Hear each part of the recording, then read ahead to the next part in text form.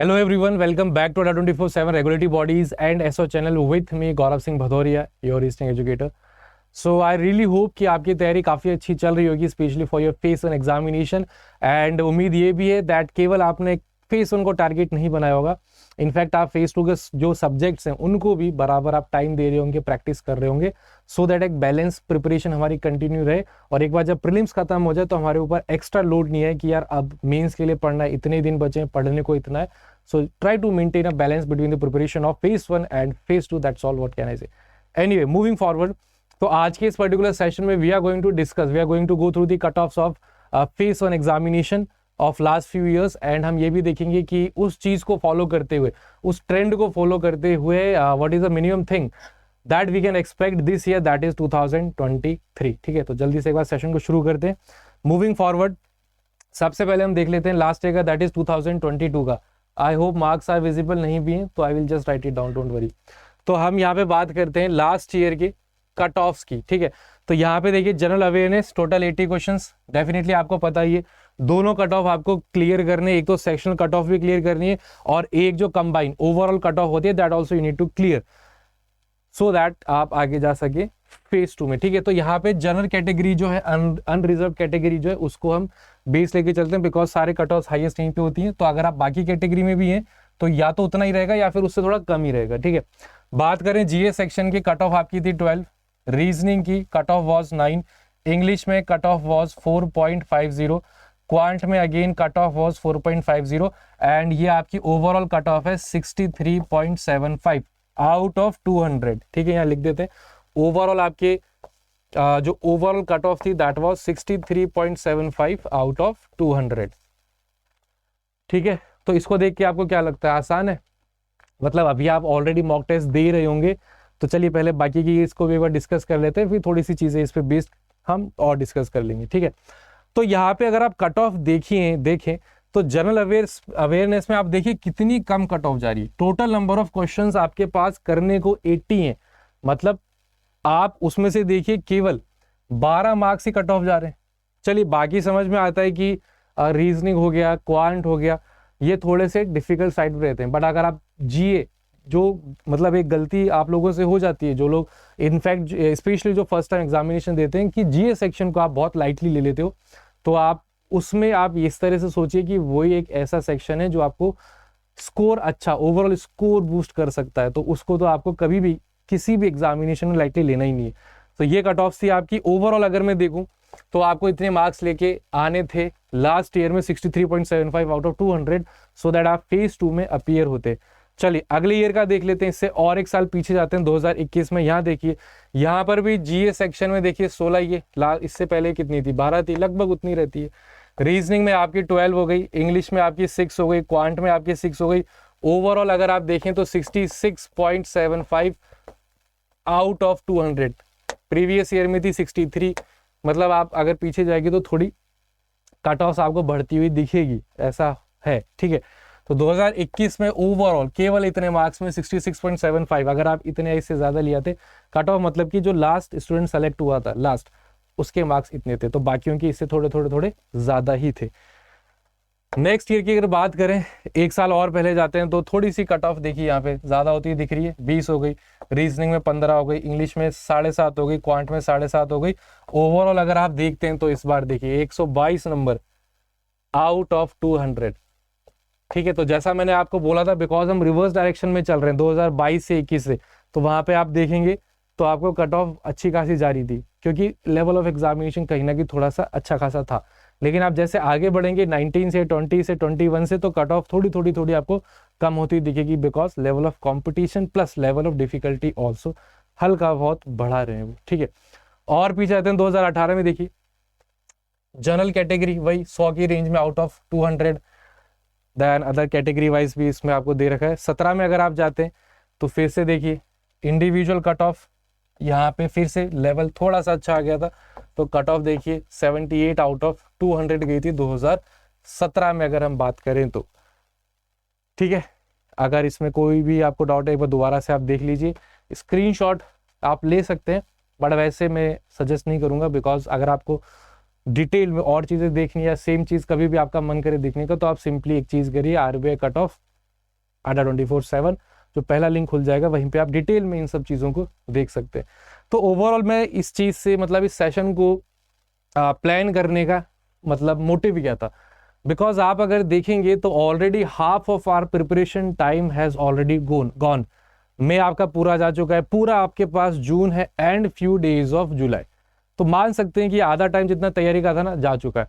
तो अब आप लोग ऐसी स्टेज पे होंगे जहां पे आपकी 80 to 90% स्पेशली फेज 1 की या फिर इनफैक्ट पूरी तैयारी हो चुकी है। अभी हो सकता है कुछ चीजें बहुत रहती हो and mock test I hope आपने अब देना शुरू कर दिए होंगे। डेली नहीं भी देते होंगे तो फिर भी 2-3 दिन में और ट्वाइस अ वीक तो आप एटलीस्ट मॉक टेस्ट देते ही होंगे। तो इसको प्रॉपरली अच्छे से डिस्कस करने के पीछे देखिए पॉइंट यही है।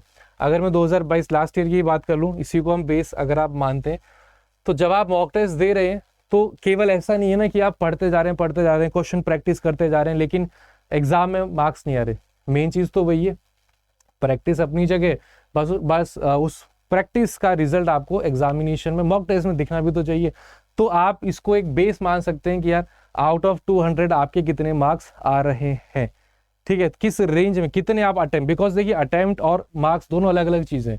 कई बार आपने देखा होगा एग्जामिनेशन हॉल से या फिर आपके फ्रेंड सर्किल में कई बच्चे होंगे, कई आपके दोस्त होंगे जिनके अच्छे खासे अटेम्प्ट रहते थे, ठीक है। अब वो झूठ बोल रहे हैं सच बोल रहे हैं, that is a different thing, मान लेते हैं कि वो सच ही कह रहा है, बट अच्छे खासे अटेम्प्ट होने के बावजूद उसका सिलेक्शन नहीं हुआ।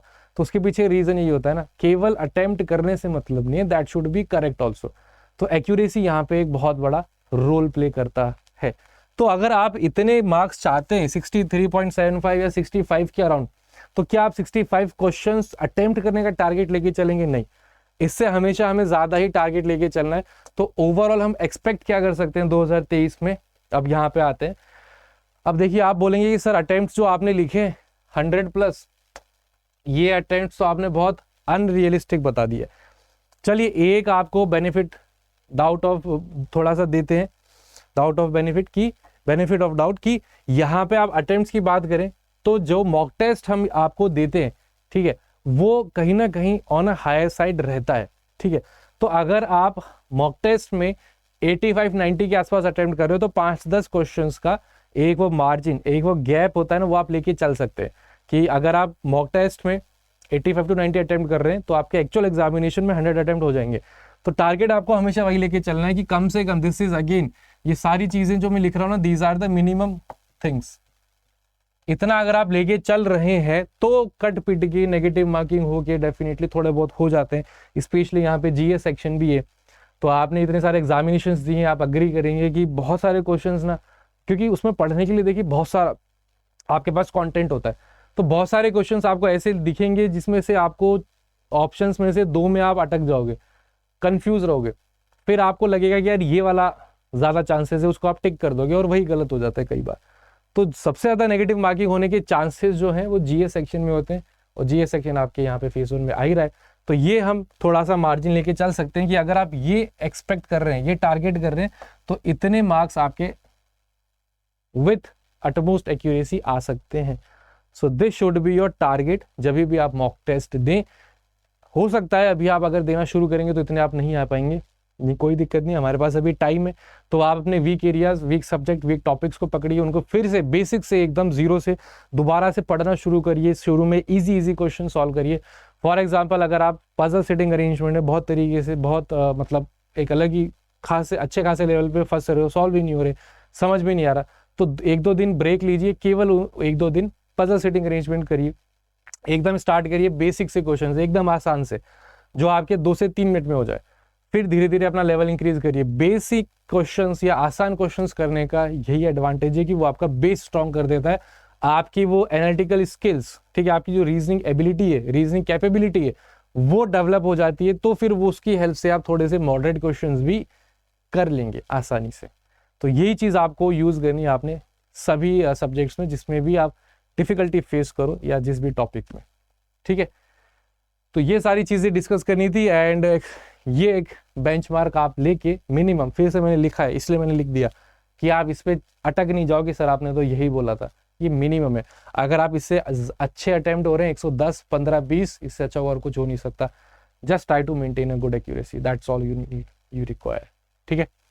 चलिए सेशन को वाइंड अप करते हैं। ये आपकी test series, maestro test series course आपको पता ही है। तो टेस्ट सीरीज से रिलेटेड जो नई चीज़ लॉन्च की है दैट इज़ बैंक टेस्टमेट। फ़ायदा इसका ये है 2800 प्लस मॉक टेस्ट आपको यहाँ पे मिल जाएंगे। सभी एग्जामिनेशन आपके कवर हो जाएंगे, IBPS का, RBI का, SBI का एंड ऑल अदर एग्जामिनेशन। 1 साल की वैलिडिटी होगी, तो 1 साल के लिए आप टेंशन फ्री रहेंगे। भले ही आप कहीं से भी whatever source you have of your preparation, be it only YT videos, that will be perfectly fine.